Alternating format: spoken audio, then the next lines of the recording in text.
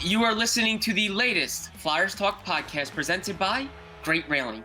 I am Jordan Hall, and as always, I am joined by the wonderful Taryn Hatcher. Taryn, we have plenty to talk about, plenty to catch up on, and we have more Flyers games ahead here, 12 left in this regular season. But Taryn, I think a big topic of discussion in Flyers land among the fan base, among people in hockey, was the Flyers ending Keith Yandle's Ironman streak at 989 games. A lot of debate there. Overall, Taryn, what were your thoughts on the Flyers' decision? Did you agree with it, disagree with it? Are you down the middle? Where do you stand? I feel like, honestly, for me, it's just, I think it's just tough because he was 11 games off of 1,000, and you didn't bench him right after he broke Jarvis's record. So it's like, I get why they did it. I don't know that, I don't know. I'm not in that position, but like if I was in that position, if that's how I would have handled it. But because at that point, there were people that I feel like were still based on his play alone. I get the decision and the wanting to play young players. But then you look at it and Nick Seeler gets hurt and he's out for 2 games and he's right back to playing, and you sit there and it's kind of like, I think it adds an extra sour taste to the situation. But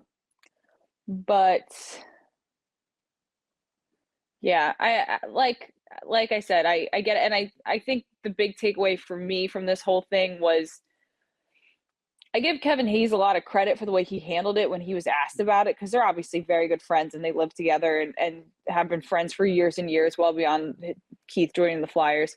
And for Kevin to sit there and kind of say, as a team, we put Keith in this position. Like if we were, we aren't winning games and so they want to look at young players, we are part of the problem here.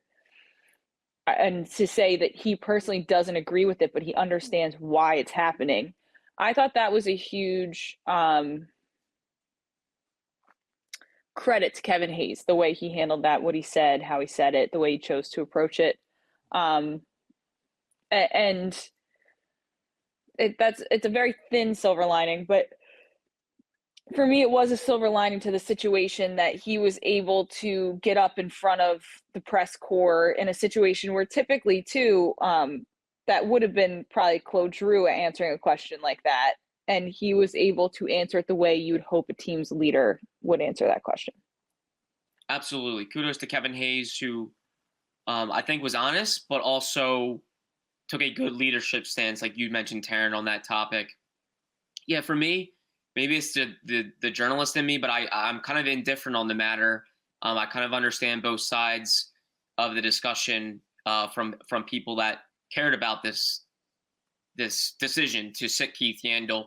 For me, I understood some people really wanting to see Keith Yandle get to 1,000 straight, that there was nothing to play for in this season. They're not making the playoffs. Why bring more bad publicity to the Flyers by sitting Keith Yandle? But at the same time, to act like the Flyers are a classless organization or they don't care is just lazy. It's kind of misinformed. The Flyers let him break the record and then some. He got to 965 to break the record. He ended up playing 989 straight games. So they let him break the record, and then they had him play a lot more. They gave Yandle and his family a first-class ceremony when he broke the record. I mean, that was first class. Family was on the ice, video tributes, gifts. And Keith Yandle also had a no-movement clause in his contract, too. So that was also a really nice gesture at the beginning of this phase in Keith Yandle's career with the Flyers, a no-movement clause where he can't be moved. He's got security for this whole year. So I thought the Flyers did a lot of good things for Keith Yandle. They respect Keith Yandle. They respect the record and what he's done. And this was a time where it was, they have to start looking at the future. They have to start looking at their kids. And this is the NHL, and this is a part of the business. So I really understood both sides of the coin here. But I really think to attack the Flyers for this is just almost lazy to suddenly get upset about this type of thing. Well, and it's interesting, too, because the same people that were hooting and hollering and screaming and yelling about not caring about his streak and this, that, and the next thing before he even broke it. We're there. I mean, I try not to pay attention to too much of it, but there's certain names that come up over and over and over again in your notifications. It's a lot of those same people that are cussing and screaming and yelling now about like, how could they do this before he gets to 1,000? How could they do this at all? The team this, the team that, whatever. And it's like, listen, if you, it's tough because if you want to find a reason to be irate, you were kind of given one here. Sorry, I thought I had my television muted and I didn't. No worries.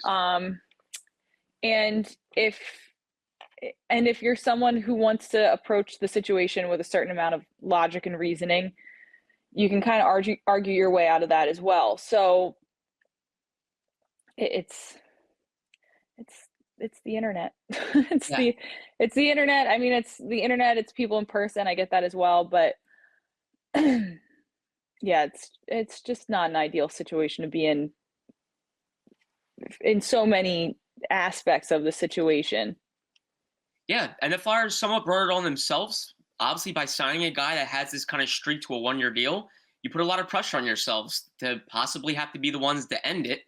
It's not a fun spot to be in. The Flyers put themselves in that spot by not only getting Keith Yandle, but also having the season that they've had. So tough spot for the Flyers, but I think both sides handled it professionally, amicably. Kudos to Keith Yandle. He's a really good pro, a classy guy, great with the media, and he handled it like a true pro. He was out there at Flyers Training Center that Saturday morning, the night he was going to sit, and he's out there with a smile on his face. He's working. He's having fun. You could hear him on the ice. He could have easily just went through the motions. He didn't. Good for him. Flyers Talk is brought to you by Great Railing. Stop into Great Railing for the highest quality and lowest prices on all your railing, decking, and fencing needs. Taryn, the reason Keith Yandle did sit was because Ronald Attard was getting into the lineup. A young prospect, 23 years old, out of Western Michigan, a guy that just signed his entry-level deal, and the Flyers want to get a good read on him. He's played 3 games now, and I think that's a good thing. I think it's a good thing that you're getting a read on these kids in chunks of games. You need to get the best read possible going into next year. What have you thought about Ronald Attard and some of the young players that we're getting a chance to see here? Ronnie, we talked about this a lot on the post-game show yesterday. Ronnie has showed some good things, but a lot of them seem to be especially contributing forward, like offensively, moving forward with the puck. Defensively, there were some, like the first period of last night's game against Columbus, I think Ronald Attard would like to flush that 20 minutes, and he probably should want to flush that 20 minutes. It's not a great showing. But I mean, he's shown some positives, and he's young and he's big, and he has all the kind of things you look for as one of the prereqs for a defenseman. So there's that. I really like Noah Cates. Like, he's kind of jumped out at me the most. He gets his first NHL goal last night. I didn't really have any expectation for him because I didn't get to see a lot of him playing, but based on what other people were saying and what I'd read about him and the prep work I'd done on him, I think I had a certain level of respect in terms of what I thought Noah Cates would bring to the table. And I think he's kind of done that, to be totally honest. Yeah, I agree with you, Taryn. I've been most pleased to see Noah Cates. It's cool to see him go from a 5th round pick in 2017, this tiny, skinny high school kid, to looking like a pro, looking like he could be a part of this thing for the Flyers in the future. I've been very pleased, and it was really nice to see him score that goal. And Ronald Attard, I think it's good that they're letting him play through mistakes. He hasn't had the best 3 games. He's a -6. Obviously had a tough debut with the -4. But Mike Yeo talked about letting these kids play through mistakes. And I think that's really important because, quite frankly, wins and losses do not matter zilch at all right now. And if Ronald Attard goes out there and plays big minutes and makes mistakes, but you lose, oh well, no big deal. At least he's out there, he's playing, he's learning, and the organization management is getting a read on these kids as best as they can going into next year. The same for me goes with Morgan Frost. I want to see him on the top line. I want to see him playing with the best players right now, getting big minutes, big face-offs, because if he fails in those spots or at least struggles, it's fine. I don't care if they lose or win. I think they really need to get a read on these young players. And Morgan Frost, I think, is one of them. Ronnie Attard, another. Noah Cates, Cam York. We can talk a lot about these kids. Taryn, with Cam York, he's really starting to play that top pair role, huge minutes. Are you starting to feel like you're getting a better read on what he could be next year for the Flyers? Yeah, I mean, I think, and JJ acknowledged this. Obviously, I think he'd prefer to be on the other side, so that's kind of a big thing. But I think it speaks volumes to the fact that Provorov looks like such a different player since him and Cam have been consistently together. Because that means that I think Ivan respects and trusts what Cam can do, which means a lot more than anything that I'm going to say. Because when Ivan doesn't trust the defenseman he's playing next to, you can tell in the way he plays. And I think a lot of Ivan's struggles have been mentally him getting in his own way, but a lot of times that's because he's overcompensating because he feels like he has to because of whatever is going on around him. It seems like he doesn't feel that need with Cam as much. It seems like he feels a certain amount of steadiness with Cam, which is a great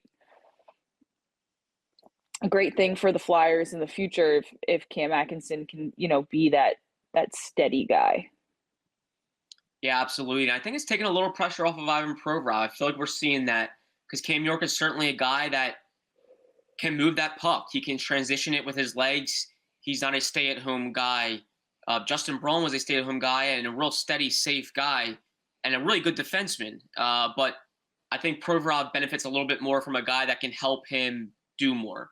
Provorov can maybe take a little pressure off his shoulders, give that puck to Cam York and let him make some tough decisions as well. So I think it's benefiting both, and that's a good sign. But there is that caveat, Taryn, of them both playing the left side, which is interesting. So, we'll have to see how it plays out. But at the end of the day, if those two are going to play together, one has to play the offside. We'll see if they can make it work. But at least we're seeing both those guys play big minutes, big situations for sure. Well, Taryn, there was no Ryan Ellis at Picture Day. There was Picture Day on Wednesday at the Wells Fargo Center. It's the annual team photo day. They do it every single year at the Wells Fargo Center towards the end of the season. And obviously a lot of guys missing in terms of trade casualties like Claude Giroux, Justin Braun, Derek Brassard, guys that left at the trade deadline. But there was no Ryan Ellis. Some people were tweeting at me, having some fun. But also some people also worrying that, like, why is Ryan Ellis not there? Does he not want to be there? So on and so forth.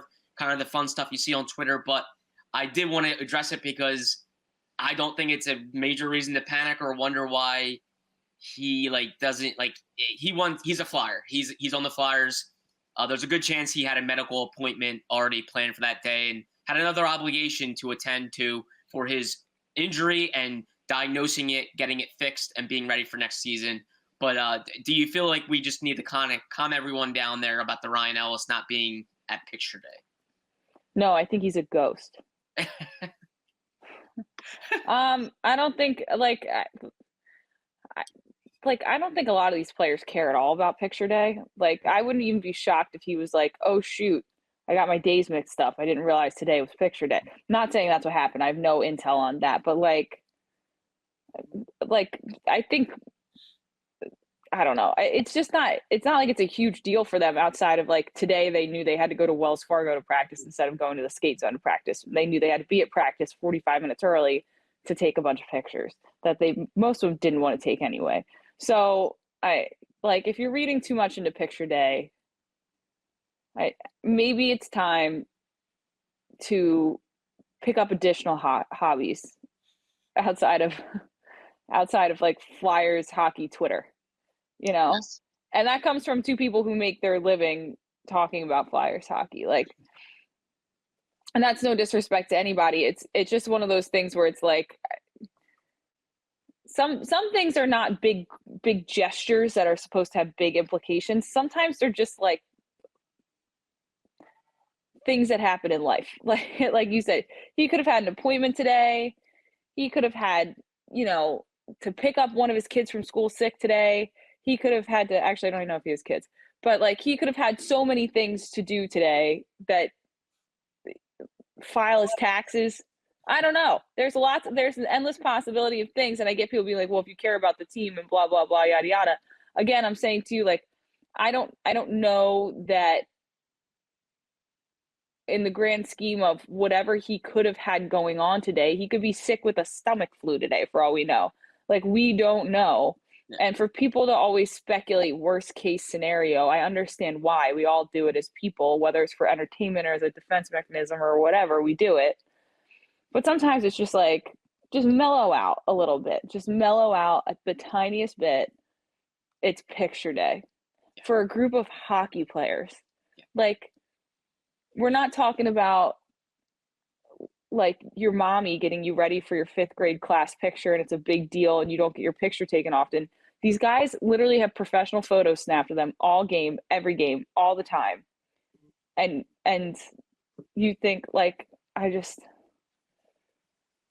people sometimes read into things too much. Right, that's the perfect way to put it. Like, I don't want to tell fans how to feel or not be passionate. I'm glad they're passionate about the Flyers and they're constantly looking and reading and watching. But yeah, sometimes you don't have to read into every single thing. Like Ryan Ellis not being at picture day, you don't have to dissect that and analyze it and go in depth on why he's not there. For example, James Van Riemsdyk was not at the 2019-20 team picture. If you remember, he broke his finger a couple games before that, and he was going to a medical appointment to address the broken finger. So they had to superimpose him into the picture. It's, Ryan Ellis is injured, so there's a very good chance he already had a medical appointment that day. Or like Taryn said, could have been anything. Could have been pink eye. Could have been a fever blister, and he didn't want anybody to know. Could have had a big old zit on his face. Right. Could have just gotten a wart removed on his face. Could have had a litany of things. Bad haircut, accidentally shaved half his beard off. There are so many things that could be going on in his life people's minds always want to leap to what their interpretation of the situation is. And so often that is not the reality of the situation. Yeah, exactly. And I urge people to be careful with speculation about like the guy not wanting to be here. Like, let's not speculate on something that serious. Like, he wants to be a Flyer. If anything, he's probably even hungrier to be a Flyer and to get back right because he wants to prove something to the city of Philadelphia and his teammates in the organization that acquired him. Give it time. Last we heard from Chuck Fletcher, they were going through treatment plans and whether he needed surgery or not, they were looking into it, and they still believe he can be fully ready for next season. We'll see if that changes, but that was when we last talked to Chuck Fletcher not long ago, that they believe Ryan Ellis can be ready for next year for opening night, and we'll see where it goes from there. But not seeing this at picture day does not mean he doesn't want to be there. It doesn't mean that the world is ending. It happens. JVR was case in point 2019-20. But fun stuff in Flyers land as always, Taryn, and we have more hockey to watch and cover. I know you have pre- and post-game live on Thursday with the road game against the Blue Jackets. It's on NBC Sports Philadelphia Plus. And then a very special Saturday night game against the Ducks at 7:30 on NBC Sports Philadelphia, where the team will be honoring Lou Nolan in a pregame ceremony. So Taryn Hatcher will have all that for you on pre- and post-game live. Mm-hmm. Taryn, I will. Yes, she will. Taryn, so great seeing you. So great chatting with you. Thank you so much, as always. A big thank you to our podcast producer and guru, Ben Berry, for always being flexible with our time. And Flyers fans, of course, as always, thank you for listening to the latest Flyers Talk podcast presented by Great Railing. Wherever you get your podcast, please rate and listen, and we can't wait to talk to you next time.